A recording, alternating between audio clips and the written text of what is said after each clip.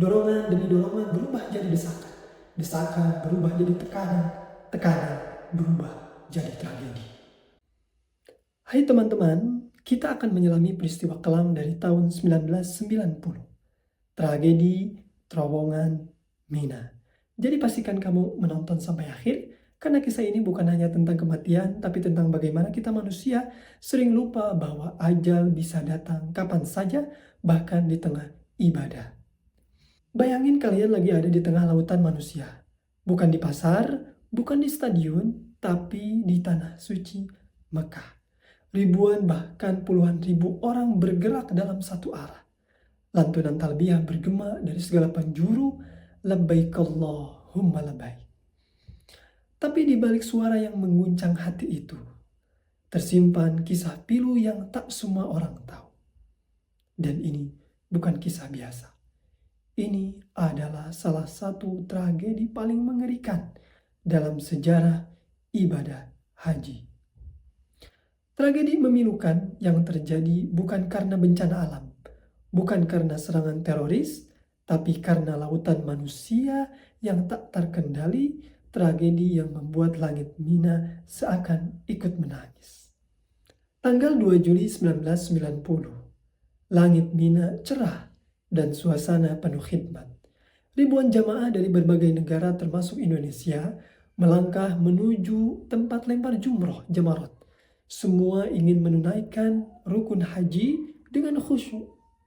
Tapi tiba-tiba di sebuah terowongan bernama terowongan Al-Muaisim, arus manusia macet total. Kalian pasti pernah melihat video lautan manusia di Mina? Kebayang kalau mereka berhenti bergerak dan di belakang masih terus berdatangan. Panas, sesak, suara talbiyah bersaut-sautan, di atasmu kipas-kipas raksasa berdengung, tapi rasanya kayak nggak ada pengaruh apa-apa. Keringat menetes, napas berat, dan kamu cuma bisa jalan. Karena kalau kamu berhenti, kamu bisa jatuh. Dan kalau kamu jatuh, kamu tahu sendiri apa yang akan terjadi. Bayangin, bagaimana mengerikannya situasi saat itu. Terowongan itu hanya mampu menampung 26.000 orang. Tapi hari itu jumlah jamaah yang masuk hampir 50.000 jiwa. 2 kali lipat dari kapasitas seharusnya. Terowongan itu panjangnya 600 meter. Lebarnya 15 meter, bentuknya setengah silinder. Dan sangat panas sekali. Temperatur saat itu mencapai 44 derajat Celcius. Ventilasi diduga mati. Bayangin, di dalam ruangan sempit pengap, oksigen tipis dan udara panas menyeruak. Apa yang terjadi? Orang-orang mulai panik. Dorongan demi dorongan berubah jadi desakan. Desakan berubah jadi tekanan. Tekanan berubah jadi tragedi. Ada yang pingsan, ada yang kehabisan napas, ada yang terinjak-injak, dan yang paling menyayat hati, yang jatuh tidak bisa tertolong. Karena setiap orang berjuang buat tetap berdiri agar bisa tetap hidup. Mayat bergelimpangan dan tak ada yang bisa menghentikan lautan manusia. Salah satu saksi yang selamat bercerita, "Saya didorong dan jatuh menimpa sekitar banyak mayat. Dan orang-orang masih saja menggencat saya dalam 2 arah, berjalan di atas tubuh saya." Teman-teman, situasi yang sangat mengerikan. Coba bayangin kalau itu terjadi di sekitar kita. Apakah kita bisa tetap tenang? Apa kita bisa selamat? Dan yang paling menyedihkan bagi bangsa Indonesia, dari ribuan korban yang wafat, jamaah Indonesia adalah yang paling banyak. Tempo mencatat 631 orang Indonesia wafat, sementara Kompas menyebutkan 649 jiwa. Beda versi, tapi tetap satu kenyataan. Ini adalah luka nasional.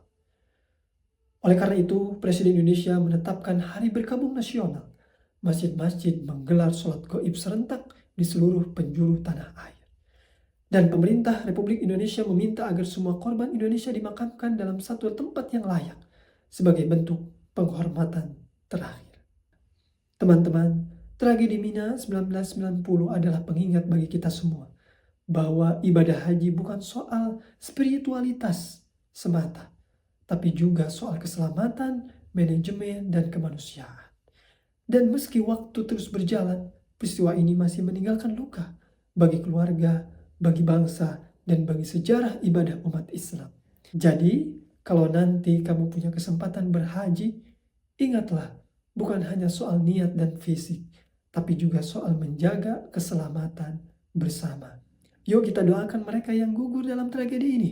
Semoga Allah menerima amal kebaikan mereka dan mengampuni dosa-dosanya, serta memberikan kita pelajaran besar dari duka yang pernah ada. Mari bersama-sama kita temukan makna di balik setiap cerita. Sampai jumpa di kisah berikutnya.